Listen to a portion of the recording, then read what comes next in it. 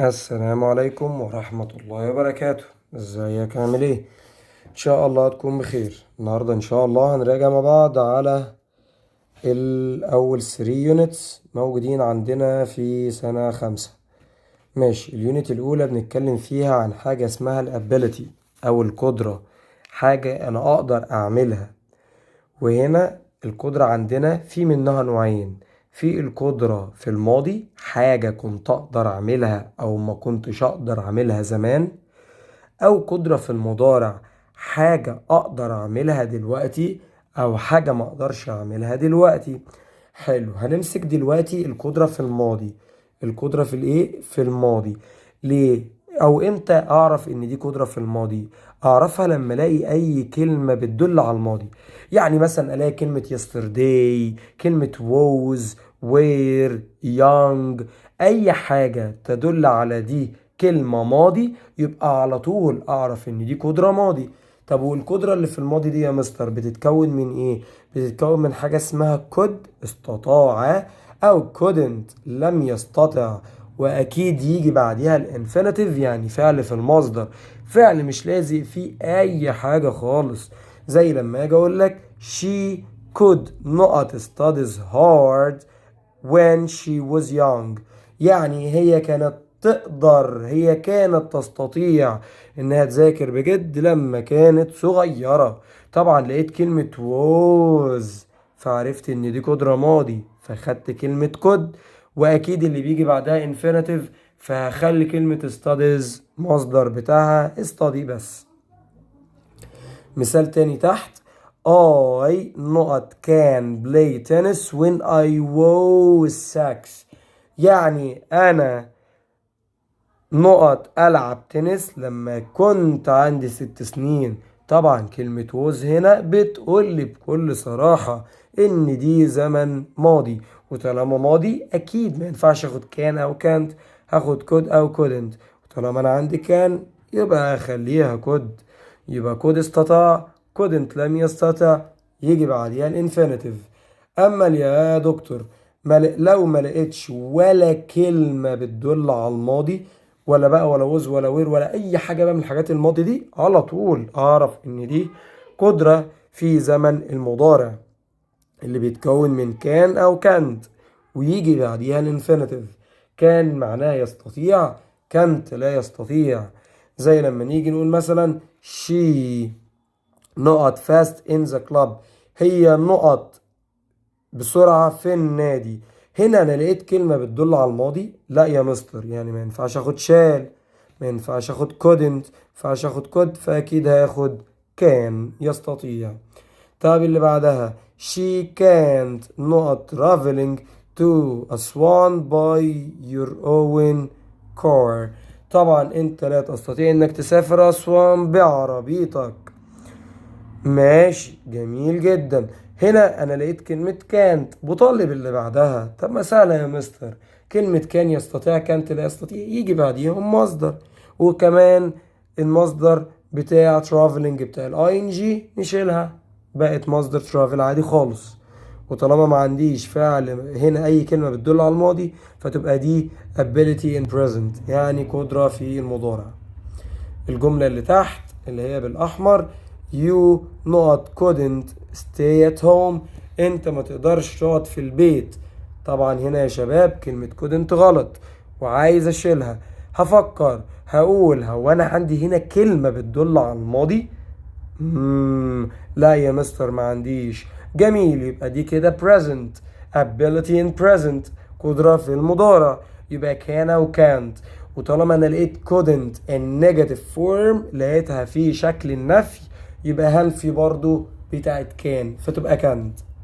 الموضوع سهل جدا. بعد كده في برضو يونت 1، لو انا كان عندي فيرب، لو انا عندي فعل عايز احوله لنون اسم، لازم احط له ام اي ان تي. زي كلمة enjoy يستمتع، عايز اخليها استمتاع، واستمتاع ده نون فهقول enjoyment، استمتاع. طب يا مستر ممكن تفرق لي ما بين الاسم والفعل؟ عيني، حط كلمة انا I قبليهم. يعني كلمة enjoy يستمتع، حط قبلها I enjoy، أنا بستمتع. الجملة دي مفهومة صح؟ اه يا مستر مفهومة، ما فيهاش حاجة غلط. يبقى كده enjoy فعل عشان الجملة مفهومة. طب تعالى ندخل I قبل enjoyment. ينفع نقول أنا استمتاع؟ إيه أنا استمتاع دي؟ غريبة قوي دي، مش مفهومة خالص دي يا مستر. يبقى كلمة enjoyment هنا noun اسم.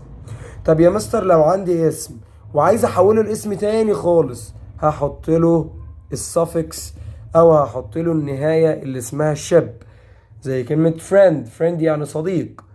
طبعا صديق دي اسم، فلو عايز احولها لحاجة تانية خالص حط لها شب، زي مثلا friendship صداقة، تحولت بشكل تاني خالص. وطبعا دي موجودة في كتاب المعاصر، نحفظ منهم الافعال دي علشان هيجي منها ان شاء الله. دخلنا على يونت 2 ودخلنا في الشتاء وبقى تعبان وعندي مرض. فلو عايز اقول انا عندي المرض الفلاني او انا لدي المرض الفلاني، هختار هاز او هاف. ايه ده بمزاجي يا مستر؟ اكيد لا. كلمة هاز فيها اس، وده ماله يا مستر؟ يعني اعمل فيه ايه؟ هاز طالما فيها اس يبقى من ضمن الفريق اللي بيحب الاس. فاكرين انتوا بتاع الزمن المضارع البسيط، الفريق اللي بيحب الاس هو الهي شي ات واي اسم مفرد. اما الهاف ما فيهاش اس، فاكيد بتيجي مع الفريق اللي ما بيحبش الاس، زي الاي والوي واليو والزي واي اسم ايه جمع. طب ما يلا يا مستر. شي نوت اهدك، هي نوت عندها صداع. طب شي ينفع تاخد هاف؟ لا يا مستر، شي بتحب الاس فتبقى هاز. طب يلا اللي بعدها. they not had a sore throat، هم عندهم احتقان بالحلق، يعني زورهم وجعهم. يا مستر زي ما بتحبش الاس يبقى هاخد هاف. برافو عليك. يبقى لو عايز اقول انا عندي المرض الفلاني او لديه هو ايا كان بقى، كلمة لديه او يمتلك، يبقى هاز او هاف. هاز مع الفريق اللي بيحب الاس، وهاف مع اللي ما بيحبش الاس. وبعد كده اجيب اسم المرض بقى. دخلنا بعد كده على الاوبليجيشن او الضرورة. طبعا قاعدة الضرورة عندي منها نوعين. عندي القاعدة الأولى بتاعت الضرورة اللي هي must اللي معناها يجب، وmustn't اللي معناها لا يجب وأكيد يجي بعديها infinitive الفعل في المصدر. طب مش فاهم يا مستر، خد المثال الأولاني. You not must smoke here، يجب عليا ان انا ادخن هنا. الله، ده ايه الجمال ده يا مستر؟ لا طبعا يا مستر ما ينفعش لا يجب. جميل جدا، يبقى هقول لا يجب، وكلمة لا يجب mustn't. خلصت. طب يلا الجملة اللي بعدها. She must not wears دي غلط. school uniform، هي يجب عليها تلبس زي المدرسة school uniform. حلو جدا الكلام ده. طيب هو طالب اللي جاي بعد must يجب يجي بعديها على طول infinitive مصدر. سهلة قوي يا مستر، مصدر يعني مش لازق في اي حاجة، شيل الاس بتاعت وير. هقول لك ممتاز. تعال نخش على قاعدة الضرورة التانية اللي بتتكون من has to او have to ويجي بعديها الفعل في الايه، في المصدر. طب يا مستر ثانية واحدة، انا فهمت حاجة. كلمة has to دي هاز، وهاز فيها اس، يبقى من ضمن الفريق اللي بيحب الاس اللي هو الهي والشي والات والمفرد. ممتاز. طب هافتو يا مستر ما فيهاش اس، يبقى بتيجي مع الفريق اللي ما بيحبش الاس، الاي والوي واليو والزي واي اسم جمع. الله، ده انت بقيت خطير. طب هاستو او هافتو معناه ايه بالعربي؟ مضطر ان. حاجة مضطر دي حاجة غصب عنه، حد لازمه، حد هو اللي اجبره. زي لما اجي اقول she has to wear كذا، يبقى هنا لقيت she بتاخد has وتو يجي بعدها الانفينيتيف wear. طب الجملة اللي بعدها you not has دي غلط. to study at home، انت مضطر انك تذاكر في البيت، فطبعا you ما بتحبش الاس فتبقى have. طب طالما يا مستر فريقين، فريقين يا مستر، يبقى معنى كده ده زمن مضارع البسيط present simple. we have two ways to negative in present simple. احنا عندنا طريقتين علشان نقدر ننفي في المضارع البسيط. لا كلمة don't اللي ما فيهاش اس وبتكره الاس زي الاي والوي واليو والزي والجمع، و doesn't اللي هي فيها اس اللي بتحب الاس، يبقى اللي هي والشي والات واي اسم مفرد. وجي بعدها على طول مين؟ المصدر. طب المصدر يا مستر مين؟ المصدر من هاز وهاف هو هاف، فدايما اقول كده دونت ودازنت هاف تو. يا مستر طب هاز بعد اذن حضرتك دخلها لي. لا، ليه؟ عشان اللي بيجي بعد دونت ودازنت المصدر، والمصدر من هاز او هاف هو هاف. ينفع يبقى في مصدر يا دكتور في اس؟ لا يا مستر، عدك العيب، فتبقى هاف بس، فتبقى don't و doesn't have to والانفينيتيف. زي لما اجي اقول لك يو، طبعا يو ما بتحبش الاس، فتبقى don't بعد كده have to واستدي واكمل بقيه الجمله. وطالما اكيد هنفي بدونت ودازنت يبقى اكيد هسال بدو وداز، وانزل بعد كده السبجكت اللي هو اللي موجود في الاول، بعد كده هاف تو والفعل اللي في المصدر. زي مثلا لما اجي اقول لك السؤال اللي هو الاولاني ده اللي هو you don't have to study at home. طب حوله لسؤال question with yes or no. طب يلا بينا، هقول do وادي السبجكت بتاعي اللي في الاول you، بعد كده انزل have to، بعد كده انزل study اللي هو الانفينيتيف، واكمل بقى بقية الجملة. طبعا ده yes or no question، سؤال بيس ونو، يعني اجابته بيس او نو. بعد كده بعمل scissors او cross between the first two words، ما بين اول كلمتين، فطبعا يو هتبقى I وانزل do يبقى yes I do. طب لو no يبقى no I don't. هل انت مضطر انك تذاكر في البيت؟ ايوه انا مضطر، او لا انا مش مضطر. اظن الموضوع لذيذ. لو في حاجة واقفة معاكم في التو يونتس دول بلغوني. تمام تمام، يلا بينا نكمل على يونت 3. الوحدة التالتة عندنا بنتكلم فيها عن future with going to، بنتكلم فيها عن زمن المستقبل بكلمة going to. طبعا زمن المستقبل يا جماعة مهم جدا جدا جدا، وخاصة لو أنا عايز أخطط لحدوث شيء في المستقبل، ولو أنا عايز أخطط لحاجة أنا عايز أعملها في المستقبل، يبقى أكيد لازم أستخدم قاعدة going to. طب بتتكون من إيه؟ بتتكون من السبجكت عادي الفاعل، سواء I he she it we you زي مفرد جمع. بعد كده بشوف لو هو I يبقى is، لو هو he she it والمفرد يبقى is. اما لو هو we او you او زي او we you زي او اي حتى اسم جمع يبقى كده هاخد are. بعد كده كلمة going to، بعد كده الفعل اللي في الايه في المصدر. زي ايه يا مستر؟ زي لما اجي اقول لك I am going to، I بتاخد am، بعد كده going to، والانفينيتيف اللي هو الفعل اللي في المصدر هيبقى travel، واكمل بقية الجملة. طب يا مستر هو انت عرفت منين اللي دي قاعدة المستقبل؟ عشان لقيت كلمة next year السنة الجاية، دي كلمة بتدل على المستقبل. طب لو عايز انفي يا مستر يبقى هجيب الفعل subject بتاعي am او is او are، واحط كلمة not، بعد كده going to، والفعل اللي في الايه في المصدر. طيب تعالي ننفي اللي فوق، فهقول I am not going to travel to أسوان next year. أنا مش هسافر أسوان السنة الجاية. هو مخطط لده. طب الكويتشن am أو is أو are هنجيبهم في الأول، بعد كده نجيب السبجكت اللي كان في الأول هننقله بعديهم، بعد كده كلمة going to، بعد كده الانفينيتيف. زي لما نيجي نقول ايه are you going to travel to أسوان next year؟ هل انت مسافر او رايح، هل انت سوف تسافر الى أسوان السنة الجاية؟ طبعا السؤال ده سؤال من غير WH ولا هاو في الاول، يبقى اجابته بيس ونو، فاقول yes I am او no I am not.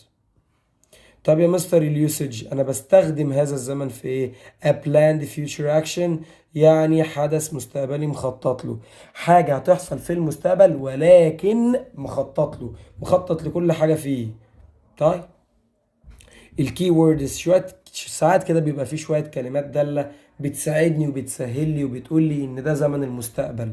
زي ايه؟ زي كلمة tomorrow غدا، next واخواتها زي next weeks الاسبوع القادم، next month الشهر القادم، next year السنة القادمة، او in the future في المستقبل، او اي كلمة، او in مثلا 2029 في سنة 2029 حاجة في المستقبل برضو، يبقى am was were going to الانفينيتيف. الموضوع سهل جدا اهو، بس محتاج بس ايه تركيز. اخر حاجة هنختم بيها الفيديو بتاعنا هو الحال او الادفيرب. كلمة الحال هو الحاجة اللي بتصف الفعل وليس الاسم. يعني لما اجي اقول مثلا منى مالها يا مستر؟ بتذاكر ببطء. هل معنى كده منى البطيئة ولا مذاكرتها هي البطيئة؟ لا، مذاكرتها يا مستر، والمذاكرة دي فعل وليس اسم، وطالما لقيت فعل ولقيت حاجة بتصف الفعل يبقى ده حال. طب الحال بيتكون من ايه؟ هجيب الصفة بتاعتي واحط لها ال واي، زي لما اجي اقول في المثل الاولاني she is running quickly، هي بتجري بسرعة. طب هو انا في الجملة دي لو شلنا كلمة بس quickly كده على جنب، هل في verb، هل في فعل هنا اساسي، في main verb فعل اساسي هنا؟ هتقول لي اه يا مستر كلمة running، وطالما في فعل يبقى ناخد حال، والحال يبقى ال واي، يبقى كلمة quick سريع حطينا لها ال واي بقت quickly بسرعة. طيب they are sitting نقط sitting نقط quiet. طيب هما بيقعدوا بهدوء، هل انا لقيت هنا verb؟ اه يا مستر لقيت فعل اللي هي sitting يجلس. حلو جدا، يبقى معنى كده اخد حال حاجة يبقى ما ينفعش اخد صفة، اخد حال عشان الحال هو اللي بيصف الفعل وليس الاسم، فاحط اكيد ال واي لكلمة quiet فتبقى quietly. they are sitting quietly، هما بيجلسوا بهدوء. نعيد الفيديو مرة واكتر لو في حاجة مش فاهمينها، وننشر الفيديو لزمايلنا ونشترك في القناة، ونشوف لو في حاجة انتوا حابينها ابعتولي على طول. ما تنسوش بقى ايه اللايك والحاجات الجميلة دي علشان نعمل فيديوهات اكتر واكتر، ونبعت على طول في الكومنتس لو انتوا حابين نشرح حاجة معينة. يلا في حفظ الله، فسهلة ما تهبطش. والسلام عليكم ورحمة الله وبركاته.